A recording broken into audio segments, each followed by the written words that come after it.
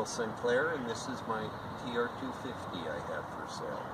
I've decided to do a video today because I find that still pictures just really don't give a really good description of the car. So if we do a bumper-to-bumper video, just a few minutes long, it'll give a potential buyer a great idea, and I am also open for questions when you ask. So here we go. Thank you for watching.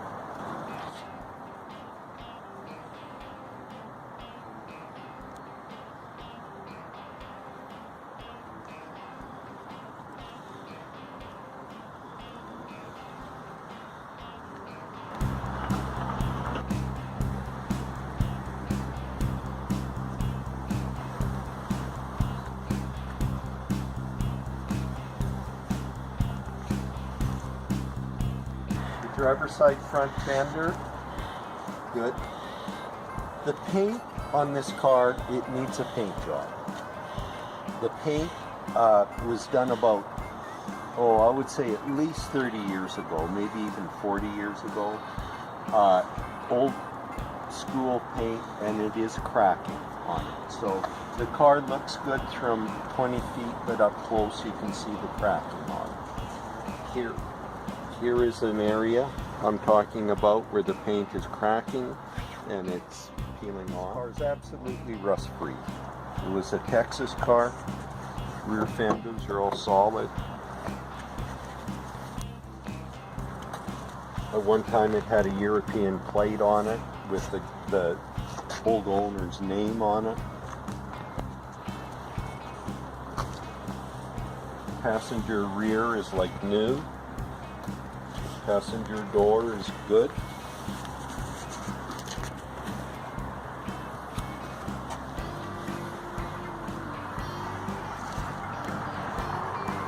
Passenger front fender, good, solid, but again, the chipping paint. I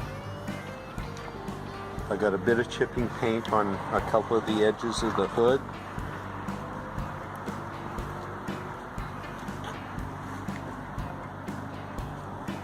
Grill chrome is actually for 50-year-old cars in remarkable condition.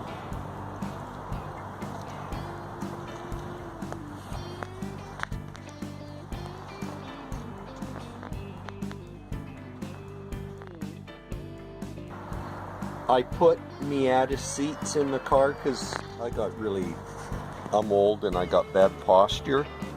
I do have the stock seats. They go with the car. And on a side note, I do have a set of wire wheels complete with redline tires that will also go with the car. There's a brand new Sunfast top that it's really never seen weather.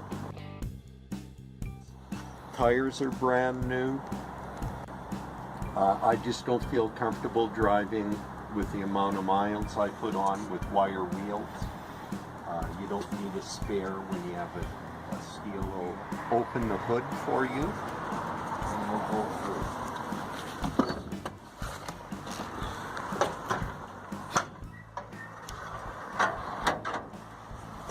Here's under the bonnet. Now this car, about 40 years ago, was in a front end accident. The body work at the time was done as per the time, because at that time these cars were just cars. You can see in the passenger front fender it needs dollying and some grinding. I've replaced the brake system. I put a new radiator in it. Hood again needs dollying out. It's got a brand new steering rack in it. I'm very anal about drivability and safety, so I went through the whole suspension.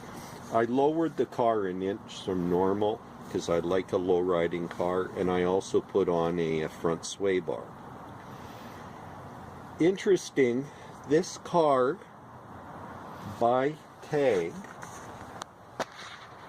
is supposed to be British Racing Green. Again, what I can tell from this car, who, whenever the paint job was changed, did a remarkable job. Here's the two numbers match. This car here was the 411th one built, which is pretty low.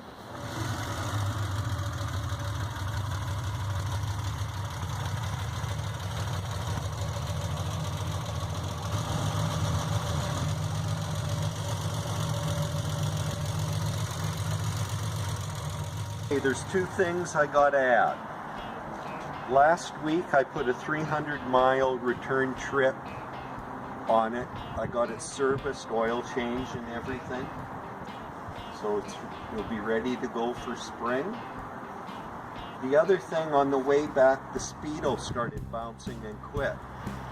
So what I did is typical speedo cable, I pulled the speedo cable out and it wasn't the speedo cable. So at that I said, oh, it's a speedo. So I had another spare speedo that I put in, test drove, the speedo didn't work, so what it has to be is the angle drive. I did not have an angle drive. I know I got them, I don't know where I put them. So if I don't get to the angle drive before the car sells, I will take $300 off the price of the car. That's for the angle drive and the labor to install it. Like, I would jump in this car right now and drive the car back to Texas. I have no problem doing it. The radiator cooling system, new battery, it's just ready to go. And I insist on that in the cars that I own. I'm known for that. For the guy who does not want to do mechanical work, this is the perfect car.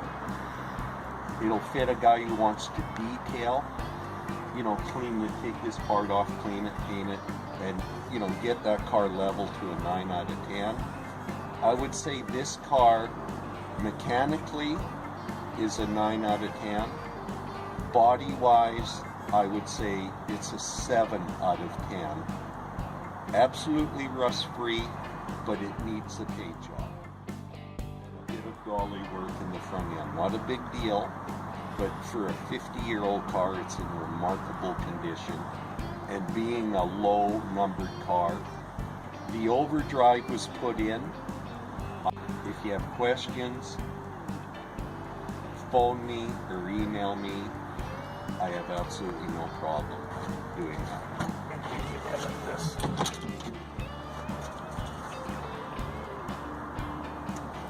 No corrosion.